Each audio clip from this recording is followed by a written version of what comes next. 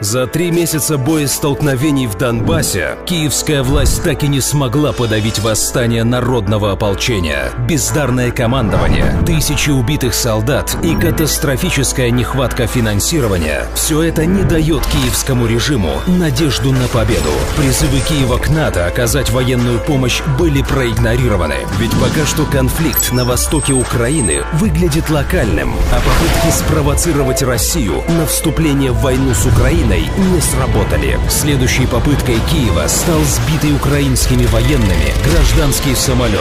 Ответственность за эту ужасную трагедию, не дожидаясь результатов расследования, возложили на Россию, поддерживающую ополченцев. Такое преступление понадобилось киевскому режиму для того, чтобы сделать конфликт интернациональным, показав всему миру, что ополченцы – это международные террористы. Разоблачение сфабрикованной СБУ фальшивки с их переговорами, а также приведенные российским генштабом неопровержимые факты доказали причастность украинской армии к авиакатастрофе. Это провокационное убийство было осуществлено Киевом под руководством американских спецслужб с целью втягивания стран НАТО в войну против России.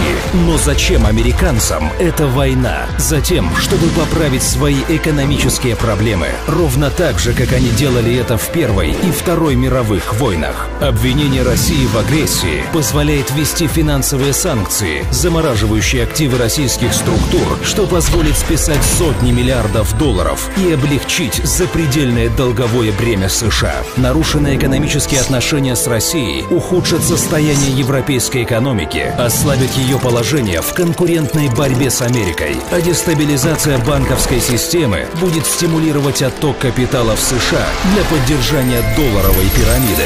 Втягивание европейских стран в войну с Россией усилит их политическую зависимость от Америки, что облегчит американцам навязывание ЕС выгодных для Соединенных Штатов решений. Благодаря войне американский военно-промышленный комплекс получит много заказов, экономика США будет процветать, а тем временем ослабленную от войны Россию будет легче взять под контроль, как это уже было в лихие 90-е. Таким образом, уничтожив основных конкурентов на мировой арене, у Америки будет стратегическое преимущество в борьбе за глобальное лидерство с Китаем. В отличие от стран ЕС и России, которые получат разваленную экономику и горы трупов, сами американцы будут в чистом выигрыше. Ведь война на чужой территории – это то, что спасало экономику Соединенных Штатов не один раз. Можно уверенно сказать, что на Украине не прекратится геноцид русского населения, а провокации будут все более ужасающими. Рано или поздно Россия введет войска на территорию Украины, но чтобы избежать миллионы жертв среди россиян, украинцев и европейцев, лидеры Евросоюза просто обязаны отвернуться от своих заокеанских хозяев и признать, Россия защищает не только свои национальные интересы. Россия стремится не допустить развязывания Третьей мировой войны. В противном случае выжившие в Третьей мировой увидят новое американское экономическое чудо.